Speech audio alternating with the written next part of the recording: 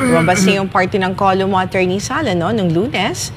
Na-discuss natin ito. And kaugnay dito sa column mo, Attorney Sal, sa Manila Times na lumalabas tuwing Lunes, you said the VP Sara in a blistering rebound. Attorney Sal, ano naman tong culmination ng article mo? Share it sa ating mga viewers po. Sinabi ko lang ho doon yung actually sinasagot ko yung mga kritisismo sa kanya nang nagkaroon siya ng press con. Dahil sabi niya, ito si Vice Presidente, gusto nang putulin ng ulo ni Presidente Marcos Jr. Hindi. Sabi ko, hyperbolic lang yun. Alam niyo, itong si Inday, parang-pareho ng kanyang ama. Para magkaroon ng atensyon yung tao sa kanyang sinasabi, gumagawa siya ng mga exaggeration. Actually, yung pong pagputol ng ulo, yun sa imahinasyon niya lang yun. At kailangan, titingnan niyo yung konteksto. Binibida niya ron na nag-react siya dun sa napahiyang kadete na humihingi ng anong doon? Anong tawag doon? Watch. Ano ba yan sa Pilipino ang watch? Relos pangkamay. Na bilang regalo. Kasi nakita niya kung paano napahiya. At naalala niya siguro yung ginawa ng kanyang ama na nagbibigay ng relos sa mga kadete. Mga as graduation gifts. Parang ang feeling niya, bakit naman hiniya mo pa? Pwede namang, sa totoo lang, actually, pwede. Kasi kung ako ang presidente at tinigay sa akin, kahit na nagre-react ako dahil wala namang karapatan itong manghingi, sasabihin ko sa kanya, sige, bigay mo yung address mo at patatawagan kita. Alam mo itong relos na ito, binigay ng asawa ko. Baka naman hiwalayan ako, ibigay ko sa'yo. Maraming excuses Basta patatawagan kita, di tapos na sana. Pero alam mo, Attorney Sal, I have talked to some, yung mga military, parang tradition talaga yun, Attorney Sal. Yung iba, ng mga kadete, ng graduation, kung hindi watch sapatos ng presidente. Humihingi sila o binibigay? Either i-diretso bibigay or they ask. Sa akin, kung tradisyon yun, mali yung tradisyon yun. Kung baga mo, medyo konting delikadesa naman. Hayaan mong bigyan ka nung magre-regalo sa'yo. Huwag mo nang hihingin kasi there are times na talagang hindi mo pwedeng ibigay. Mabuti kung mga street smart yung presidente. Paano kung hindi? Hindi makaisip kagad kung ano sasabihin. Kung si Duterte yun, kadali gusto ko yung hindi, paano kung hindi street smart yung presidente? Kasi kung richie ka, puro lang hindi mo maiisip yun. Pero kung mga ala Duterte ka, ganun kagad na. Binigyan ni PR. Kaya hindi problema rin kasi sa mga iba, huwag kayong basta hihingi. Mabuti sana kung joke. Paano kung seryoso yung tono nyo? Mr. President, ba? Talagang mabuti hindi ka na nabulyawan. Siguro kung iba-iba yan, tinamahan ka. Pero anyway, ano lang ho yun. Kaya si Inday Sara, yung reaction ay natural lang ho yun sa isang tao na pag nakakita ng mali at medyo offensive. Hindi ba pag nag-uusap-usap tayo, halimbawa, grupo tayo, merong magsasalita dyan na sa tingin mo, nakakayamot, sasabihin mo, pwede ba, ang sarap mong tirisin, ang sarap mong gurugurin, ang sarap mong patayin, tanggalin ko kaya ulo mo. Ano lang ho yun? Hyperbole na tinatawag. Hyperbolic. Wala akong ibig sabihin yun. Doon naman sa pangalawa, meron pa akong sinabi dyan sa yun nung earlier on, hindi ko ba sinasabi ni VP Sara na huhukayin niya. Yun naman binigyan naman kagad ng akala mo, literal. Hindi ang ibig lang sabihin niya. Unang-una, kailangan tingnan nyo yung nakaraan ng mga Duterte. Itong kanyang ama, siyempre kasama na ang pamilya niyan. Sila ho gumawa ng hakbang upang mabigyan ng parangal ang tatay ng presidenteng ito, Presidente Marcos Sr., na ilagak sa simenteryo kung saan inilalagay yung mga tinatanghal nating bayani sa ating bansa. Kaya nga tinawag na libingan ng mga bayani. 4 na presidente hindi nila nagawa yun.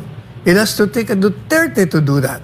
Kaya dapat titingnan niyo yung kontekstong yun. Bakit naman sisirain ni BP Sara? Kaya niya lang kung sinabi yun, unang-una, number 1, sabi ko na nga sa article, yung pong salita niyang yun, sa isang private chat. Sila lang yun. At yun pinatungkol niya lang doon sa kausap niya na kapatid ng presidente. Ibig sabihin, wala siyang intensyon na i-publicize yun. Ngayon, ang nagre-react, hindi nga nag-react yung pinatungkulan Wala namang imik yung isa, hindi ba? Pero ang nagre-react yung mga kalaban ni Presidente Duterte. Kaya sabi ko, bakit ba mas papa pa kayo kay papa? More poppies than the Pope kayo. Hindi nga nagre-reklamo yung pinatungkulan. Kayo naman, react na react. Kung si Presidente Marcos Jr. nga, hindi rin pinatulan. Kasi alam nila, nang ibig lang sabihin, titingnan niyo yung context. Sabi niya, pag hindi niyo tinantanan, ano bang ibig sabihin?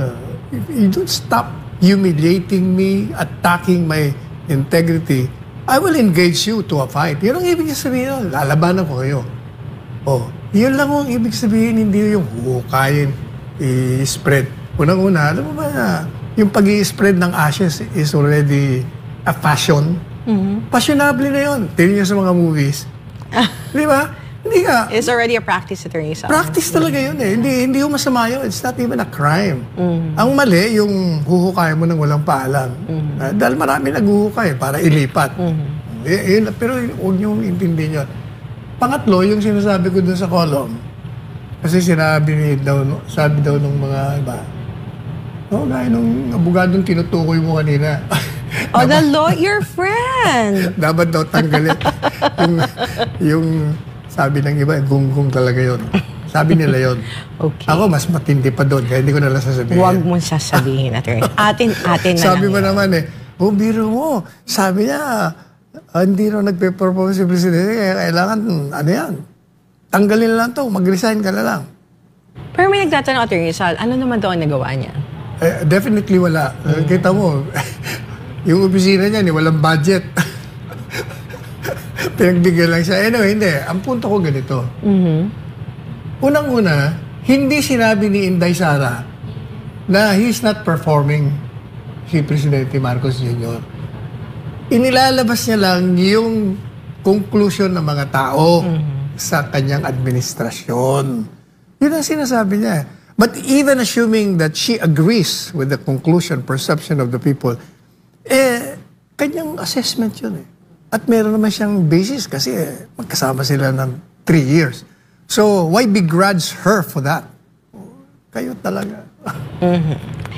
And katulad mo, Attorney Sal, columnist din sa Manila Times, naglabas din siya ng article patungkol kay former President Rodrigo Duterte, and he said, si former Senator Francisco Tata, that taking the ICC out of the picture, yun yung pangalan kanyang entitled ng kanyang article, and I quote, Attorney Sal, sabi niya, the strange relationship between President Ferdinand Marcos Jr. and former President Rodrigo Roa Duterte has entered a critical stage after the latter claimed full responsibility for the bloody drug war that is said to have killed thousands of illegal drug users from 2016 to 2022.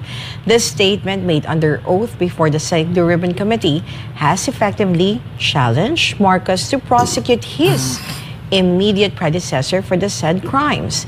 If the government fails to act, it would have to cede jurisdiction to the International Criminal Court at The Hague, which is seeking to investigate him. Is that possible, Attorney Sal? He also said, and I quote, under the principle of complementarity observed by the ICC, the court assumes jurisdiction over a specific crime only if the state has jurisdiction over it is unwilling or unable to prosecute the same.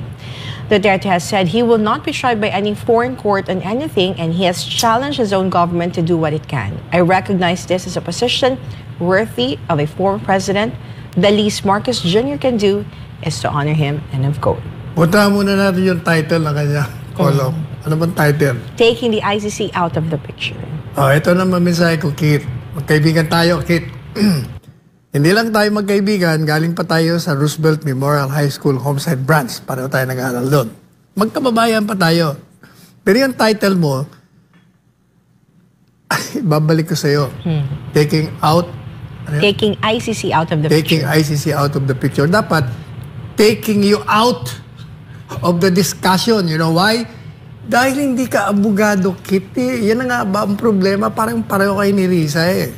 Huwag kayong pumasok sa isang bagay na hindi nyo naiintindihan. Like for instance, wala naman nung inamin ang Presidente Duterte doon sa extrajudicial killing.